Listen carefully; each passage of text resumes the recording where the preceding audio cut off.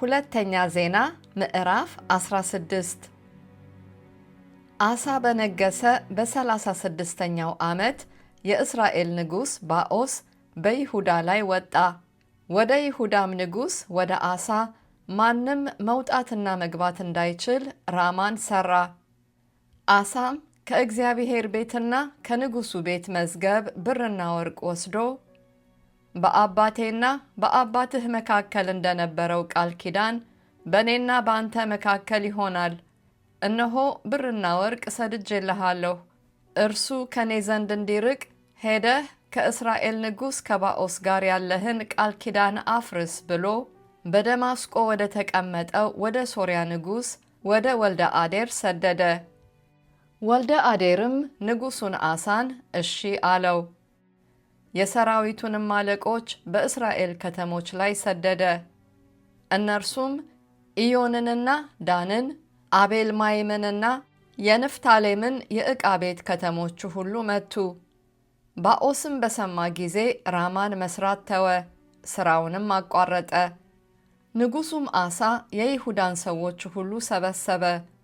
ባኦስ ይሠራበት የነበረውን የራማን ድንጋይና እንጨት አስወገዱ። እርሱም ጌባንና ምጽጳን ሠራበት።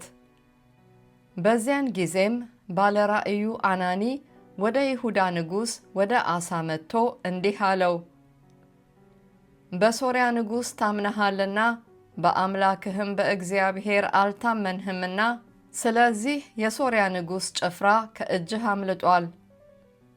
ኢትዮጵያውያንና የልቢያ ሰዎች እጅግ ብዙ ሰረገሎችና ፈረሰኞች የነበሯቸው እጅግ ታላቅ ጭፍራ አልነበሩምን? በእግዚአብሔር ስለታመንህ በእጅህ አሳልፎ ሰጣቸው። እግዚአብሔር ልቡ በእርሱ ዘንድ ፍጹም የሆነውን ያጸና ዘንድ ዓይኖቹ በምድር ሁሉ ይመለከታሉና።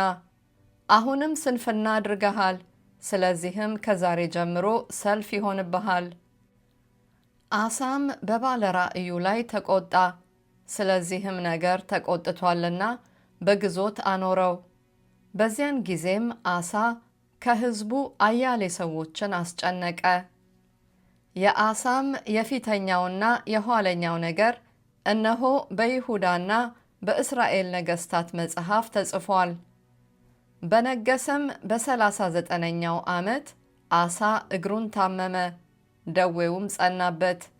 ነገር ግን በታመመ ጊዜ ባለመድኃኒቶችን እንጂ እግዚአብሔርን አልፈለገም። አሳም ከአባቶቹ ጋር አንቀላፋ፣ በነገሰም በ41ኛው ዓመት ሞተ። ለእርሱም ለራሱ በሠራው መቃብር በዳዊት ከተማ ቀበሩት። በቀማሚ ብልሃት የተሰናዳ ልዩ ልዩ መልካም ሽቱ በተሞላ አልጋ ላይም አኖሩት። እጅግም ታላቅ የሆነ የመቃብር ወግ አደረጉለት።